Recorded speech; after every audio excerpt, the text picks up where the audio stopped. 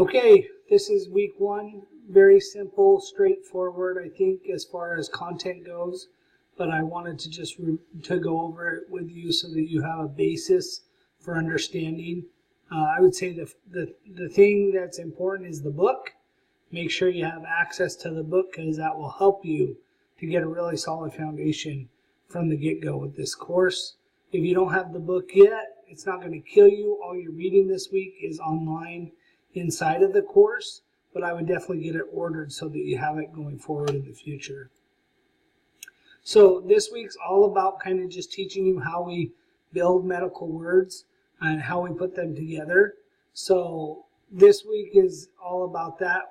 Prefixes, these are things that come pre means before. So before the root word, they change the meaning and they usually describe the condition of whatever we're talking about. So allodynia is without pain. Aphasia or trouble swallowing. So these are things that come before and kind of give description. Hyperthyroid is too quick, too much thyroid production. Hypo, too little. Intra-articular, inside of the joint. So these things kind of describe that. Suffixes come at the end. They're after the root word. They change the meaning. Again, both prefix and suffix change meanings. And then they describe the pathology usually, or the condition. So arthritis, inflammation of the joint. Hepatomegaly, an enlarged liver. Neuroma, in a tumor of the nerve. So these things describe the pathology of the anatomy, which is usually the root word. They are linked with combining form when it starts with a consonant. And I'm going to go over that on the next slide because your format and your spelling count in this class. And when I talk about format, I'm talking about how you're utilizing those combining forms. So we talked about this root words, right? They are what the prefix and the suffix are describing and changing. And they're linked. Multiple root words can be linked together. For example here, osteochondritis, right? Osteo and chondro are root words. And then itis is the suffix added on there. And then the O right here you can see, hopefully you can see that right there. That is your combining form. So oste, that's the root word. Then O combining form. Then chondro is the other root word. And then the suffix itis.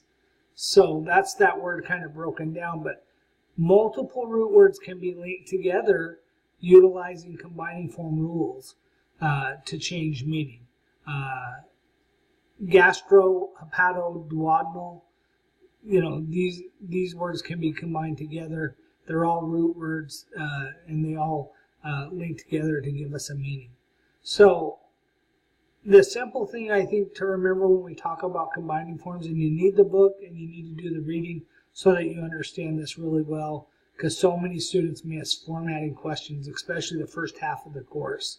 But if the next thing, right, so we're talking about a suffix or a root word that's being added to the first root word. So if the next thing begins with a vowel, we drop the O and we just use the vowel of whatever's next.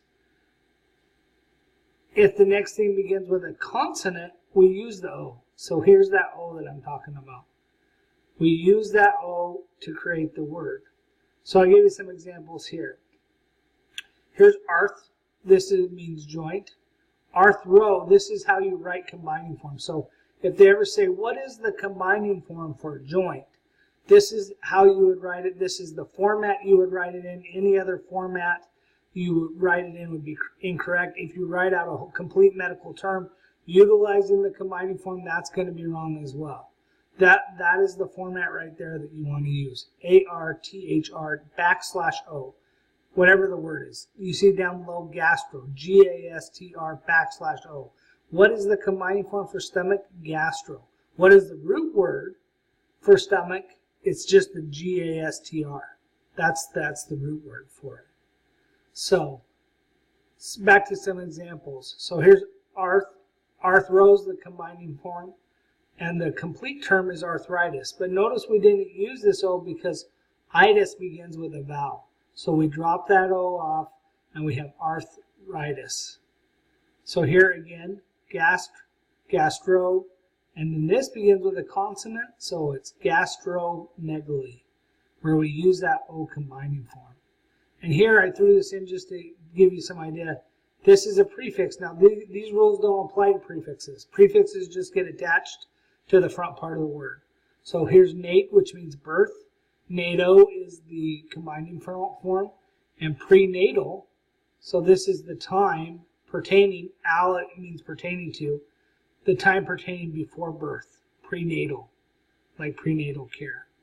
Hopefully those are clear for you. If you have any questions, make sure you text me, call me, email me, put a post in the questions and comments so that we can make sure that those are understood. The syllabus, as far as that goes, make sure you read it. You have a quiz on it this week. The text for this class will greatly help you. I would say it's required. Some people who have access to the BYU Idaho Library might be able to get it online or check it out, but otherwise make sure you get the book. The grades composed of assignments, quizzes, discussion board participation, a midterm, and a final. The final is worth about a third of your grade, so make sure that you are staying caught up. It is comprehensive in nature, and it is going to ask you to take layman's terms and then make medical terms out of them. Your reading assignments can be turned in up to 7 days late, but I need to have lots of heads up. The more communication I have on the front end, the more lenient I am as far as opening those assignments back up for you and working with you. If you come to me 7 days later and say, oh, I didn't get this done, and with no communication ahead of time, I'm less likely to do that. I like to know ahead of time what's going on so that I can work with you. So looking forward to this week, the class runs on a Tuesday, Thursday, Saturday deadlines. Tuesday, you're going to have your icebreaker initial post, the reading for the basic elements of a medical word, and the CIP assignment. Thursday, you've got your CI reading. And then Saturday, you've got the syllabus quiz, the basic elements of a medical word, and your icebreaker responses. That's kind of what to do this week. This week and next week are a little bit different. After that, once week 3 hits, this class falls into a very structured, very simple pattern where the assignments are the same, the due dates are the same, and the format is very the same, except for we have a midterm thrown in there, week 9, and we have a final at the very end. So if you have any questions or comments, give me a call, shoot me a text, send me an email. If you want to set up something face-to-face, I'm happy to do that. Of course, I don't have an office at BYU Idaho. I'm online adjunct faculty. So when I say face-to-face, we would be utilizing Zoom or Skype or something like that. But I'm happy to do any of those things. If you need anything, please let me know. I look forward to working with you. Thank you.